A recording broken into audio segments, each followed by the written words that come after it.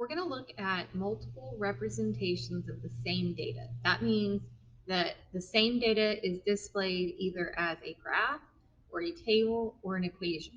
So I started off by giving you an example of a question you could see on a test. They could give you a graph, and then they could give you all of these answer choices to possibly match that graph. And so we've got y equals x plus 5, x equals y plus 5, y equals 5x, or x equals 5y. We've talked already about the fact that these equations should always start with y equals. So I would automatically get rid of these two that start with x equals. So we know it's either going to be plus 5, so either additive, or times 5, or so multiplicative. So is it additive or multiplicative? When we learned about additive and multiplicative, I told you it's hard to tell just from a graph. So some people see that these dots, this one's at 5, this one's at 10, this one's at 15. So they say, oh, it's going up by 5. It must be plus 5. Maybe, but let's investigate a little bit more.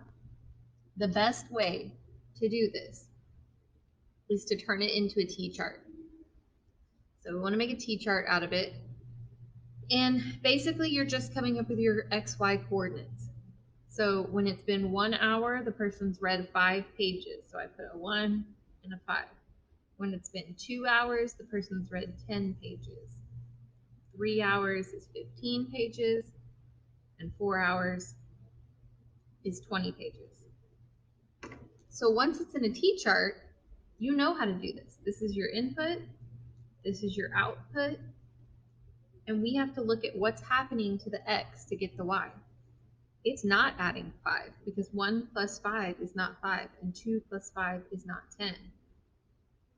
It's multiplying by 5 every time.